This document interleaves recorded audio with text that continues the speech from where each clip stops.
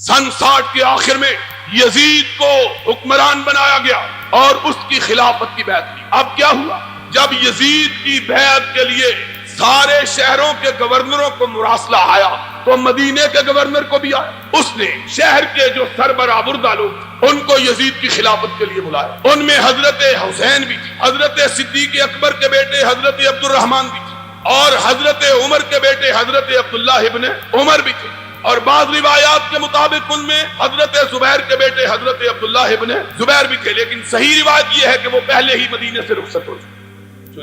ان سے کہا گیا کہ یزید کی بیعت کرو۔ حضرت حسین نے اجازت چاہی، گورنر کو کہا کہ دیکھو ابھی ابھی ہمیں امیر معاویہ کی وفات کی خبر ہوئی، یزید کے حکمران بننے کی اطلاع ہوئی ہے، ابھی ہم کو غور و فکر کی اجازت دو، ہم سوچ سمجھ کے بتلائیں۔ اس نے کہا نہیں، میں مہلت نہیں دے سکتا۔ حضرت حسین نے کہا مجھے صبح تک مہلت چاہیے۔ اس نے صبح تک مہلت دی۔ حضرت حسین رضی اللہ تعالی عنہ نے رات کی تاریکی سے فائدہ اٹھا کر مدینے سے کوچ کر آپ مکہ مکرمہ۔ اس زمانے میں اونٹوں پہ لوگ سفر کرتے۔ حضرت حسین کے مکہ مکرمہ میں پہنچنے کی خبر کوفہ کے لوگوں کو ملی۔ حضرت معاویہ کی وفات کے بعد یزید کے دور حکومت کا جب آغاز ہوا، حضرت حسین جھک کر مدینہ طیبہ سے نکل کر مکہ مکرمہ کی طرف آئے۔ کوفہ کے لوگوں کو علم ہوا، وہی کوفہ کے لوگ جو حضرت علی کے پارٹی کے لوگ تھے، انہوں نے جناب حسین کی خدمت میں خط لکھے، حسین تم نے بہت اچھا کیا یزید کی بیعت نہیں کی، آؤ ہم تیرے باپ کی پارٹی کے لوگ تجھ کو بلاتے ہیں کہ آؤ ہمارے پاس آ جاؤ، ہم تجھ کو اپنا حکمران مان لیں۔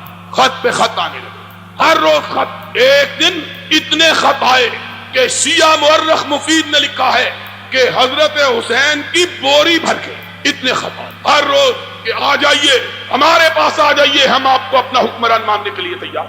آخر کار 18,000 کے قریب خط آئے حضرت حسین۔ حضرت حسین نے سوچا کہ یہ لوگ اتنا مجبور کر رہے ہیں، چلنا چاہیے۔ ساتھیوں نے مشورہ دیا کہ خود نہ چلیے، پہلے کسی کو اپنا نمائندہ بنا کے بھیجیے کہ حالات تو دیکھیں حالات کیا۔ حضرت حسین نے اپنے تایا کے بیٹے حضرت عقیل جو حضرت علی کے بڑے بھائی تھے 10 سال بڑے، ان کے صاحبزادے مسلم ابن عقیل کو کوفہ میں دے کہ جاؤ جا کے حالات کا پتہ کرو، حالات کیا۔ بات لمبی ہو جائے گی۔ مسلم ابن عقیل بھی نوجوان آدمی تھا، کوفہ کے لوگوں کے جذبات دیکھے، ان کے بہلاوے میں آ گئے۔ حسین کو خط لکھا، حسین انتظار نہ کرو، فصل پک کے تیار ہو چکی ہے، کاٹنے والے کا انتظار، جلدی سے آ جاؤ۔ اب ذرا جو بات بتلانا چاہتا ہوں وہ سن لو۔ جب حضرت حسین نے کوچ کا اعلان کیا مکہ مکرمہ سے، اس دن ذی الحجہ کی 8ویں تاریخ، ذی الحجہ کی کتنی تاریخ تھی؟ 8ویں تاریخ۔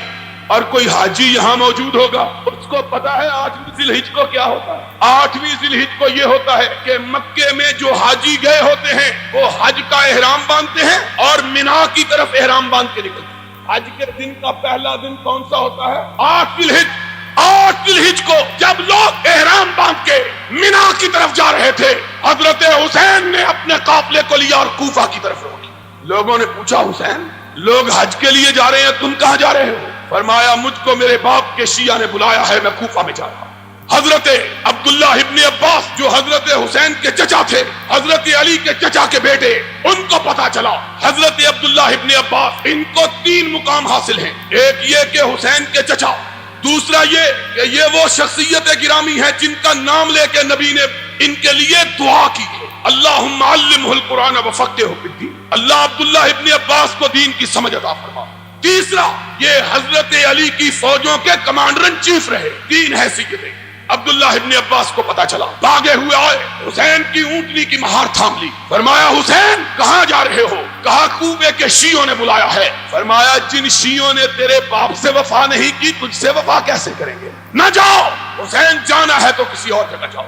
اب حسین دانا اور بینا آدمی، 59 سال کے پختہ عمر کے انسان، گرم و سرد جشیدہ، عبداللہ ابن عباس کو کہتے ہیں چچا میرے راستے سے ہٹ جاؤ، میں نے جو فیصلہ کر لیا ہے اس سے پلٹنے کے لیے تیار نہیں۔ حضرت ابن عباس نے کہا حسین اگر مجھے معلوم ہو کہ میں تیرے اونٹ کے راستے میں لیٹ جاؤں گا تو رک جائے گا تو میں لیٹنے کے لیے تیار ہوں، مت جاؤ۔ حسین نے کہا چچا اب آگے اٹھے ہوئے قدم پیچھے نہیں ہٹ سکتے۔ عبداللہ ابن عباس نے تاریخی الفاظ کہے، فرمایا اگر تو نہیں رکتا تو میری پشین گوئی سن لے، میں تیری داڑھی کے بالوں کو خون میں رنگا ہوا دیکھ رہا ہوں۔ جنہوں نے تیرے بڑے بھائی اور تیرے باپ سے وفا نہیں کی وہ تجھ سے بھی وفا نہیں کرے. حسین اس کے باوجود چل لی. اب ادھر ماجرا دیکھیے کہ مسلم ابن عقیل کے ہاتھ پر 32,000 سے زیادہ لوگوں نے موت کی بیعت کی. یزید کو پتا چلا کوفے کے صوبے کے حالات خراب ہیں. اس نے پہلے گورنر کو تبدیل کر کے عبید اللہ ابن زیاد کو گورنر بنا کے بھیجا. صرف 18 آدمی اس کے ساتھ بھیجے. کتنے آدمی؟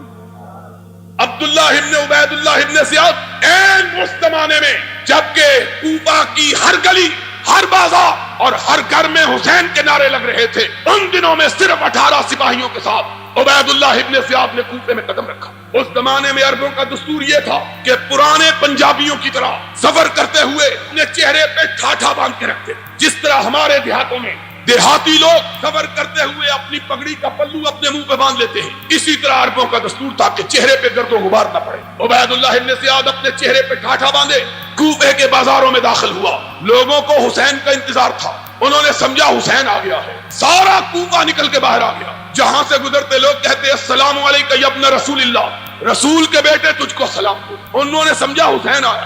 جب تک عبید اللہ ابن زیاد اپنے گورنر ہاؤس میں پہنچے 32,000 کے قریب کوفی جمع ہو چکے تھے. حضرت مسلم ابن عقیل کو پتا چلا، وہ بھی بھاگے ہوئے آئے کہ حسین آ گیا.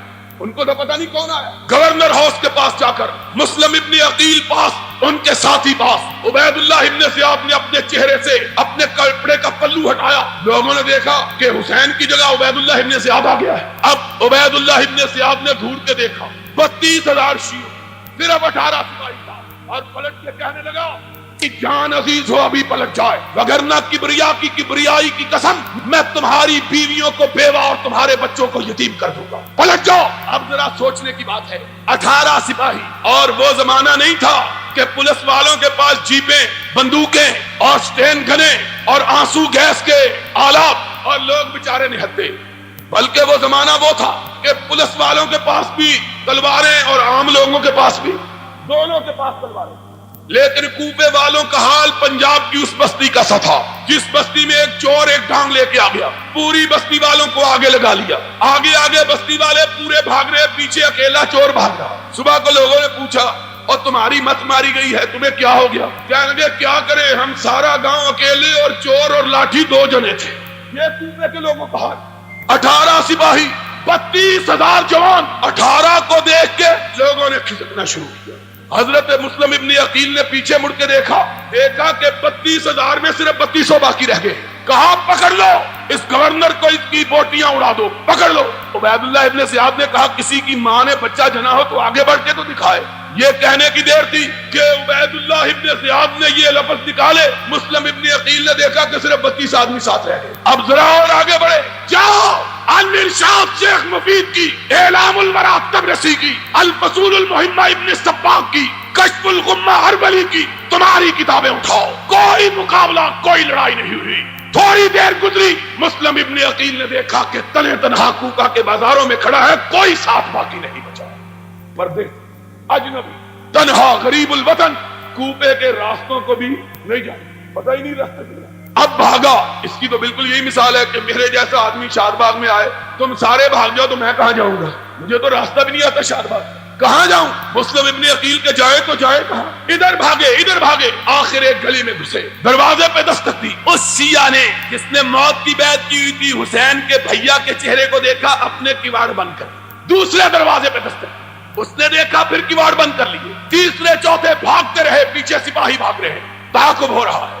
ایک جگہ پاؤں کو اندھیرے میں ٹھوکر لگی، حسین کا بھائی منہ کے بل گرا، دانت ٹوٹ گئے، منہ سے خون کا فوارہ چھوٹ پڑا. کوئی شیعہ نے علی میں سے خون پوچھنے کے لیے تیار نہیں. ساری رات مسلم ابن عقیل کوفہ کے بازاروں میں کوفیوں کی بے وفائی کا ذکر کرتے ہوئے گھومتے رہے. کوئی پناہ دینے کے لیے تیار نہ ہوا.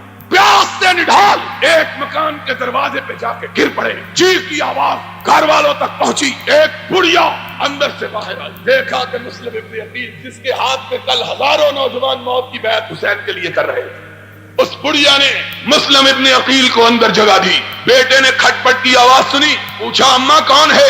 بڑھیا کہتی ہے کوئی نہیں کوئی نہیں. اس نے کہا مجھے آواز آئی ہے. اس نے کہا تیرا وہم ہے. بڑھیا چھپاتی ہے، بیٹا انکار کرتا ہے، اصرار کرتا ہے. آخر دروازہ کھولا، دیکھا سامنے مسلم ابن عقیل بیٹھا ہے. بڑھیا کی آنکھوں میں آنسو آ گئے. کہنے لگی او ظالمو، کل تک اس کے نام کے نعرے لگاتے، اس کے ہاتھ پہ بیعت کرتے تھے، آج اس کو مارنے کے لیے دوڑتے ہو. خدا کا خوف کرو، یہ رسول کے نواسے کا نمائندہ اور رسول کے بھائی کا بیٹا، کوئی ظلم نہ کراؤ.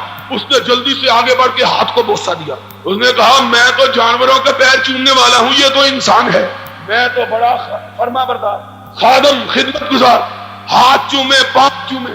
ہمارے کو بھاگ جاگ اٹھے، ہمارے گھر میں نارائن آ گئی، ہمارے گھر میں دیوتا آ گئے. ماں بیچاری دھوکا کھا گئی. اس نے کہا ہاں کسی کو بتلا نہیں. کہا ماں ایسی بات کیا کرتی ہو؟ تھوڑی دیر گزری کہ بیٹے صاحب وضو کرنے لگے. اس نے کہا کیا بات ہے؟ ابھی تو فجر کی اذان بھی نہیں ہوئی. کہنے لگا ماں شکرانے کے طور پہ تہجد پڑھنے لگا ہوں، آج رسول کے نواسے کا ہرکارہ ہمارے گھر آیا ہے. ماں بڑی خوشی، آج تہجد پڑھنے لگا. کہتا ہے ماں جی چاہتا ہے مسجد میں جا کے پڑھوں نفل، اس مسجد میں جس مسجد کو اس کے چچا علی نے بنوایا. ماں نے دروازہ کھولا، وضو کر کے سیدھا گورنر ہاؤس پہنچا. عبید اللہ ابن زیاد کو کہنے لگا آؤ میں تمہارا شکار اپنے گھر میں پھنسا کے آیا. ان کی حالت حضرت مسلم ابن عقیل شہید ہوئے. قافلہ حسین مکہ سے رخصت ہو چکا ہے، چند منزل فاصلہ طے کیا. حسین کو خبر ہوئی مسلم ابن عقیل اس طرح بے یار و مددگار، بے کسی اور بے بسی کی موت مارے گئے ہیں.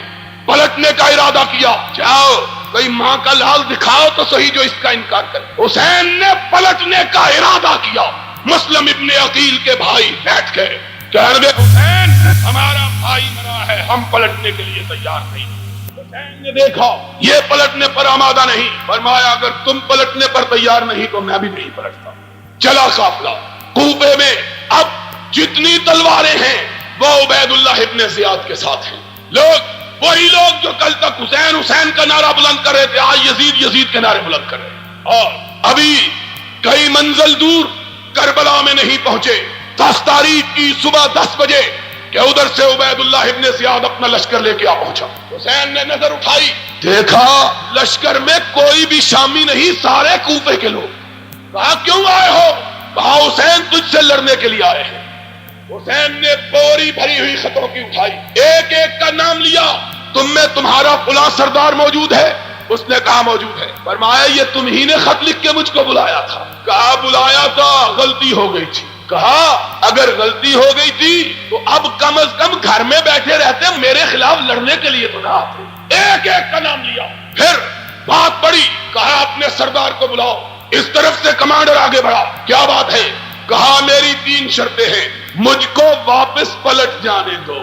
مجھ کو واپس، سنا بات. کہا مجھ کو واپس، میں مکے واپس چلا جاتا ہوں، مجھ کو چھوڑ. کہا یہ ممکن نہیں ہے. کہا پھر مجھے بارڈر پہ بھیج دو، کافروں کے خلاف لڑتا ہوا شہید ہو جاؤں گا. میں کسی حکومت کسی خلافت سے تعلق نہیں کرتا، بارڈر پہ چلے جاتا ہوں. کہا یہ بھی منظور نہیں ہے. تیسری بات. کہا مجھ کو یزید کے پاس لے چلو، جو وہ میرے ساتھ فیصلہ کرے گا مجھے منظور ہوگا. اس نے کہا ہم کو یہ بھی منظور. 3 مطالبے کوفیوں نے تینوں مسترد کر دیے. اور اسی لیے ہم حسین کی شہادت کو شہادت سمجھتے ہیں. کیوں؟ اس لیے کہ حسین لڑنے کے لیے تیار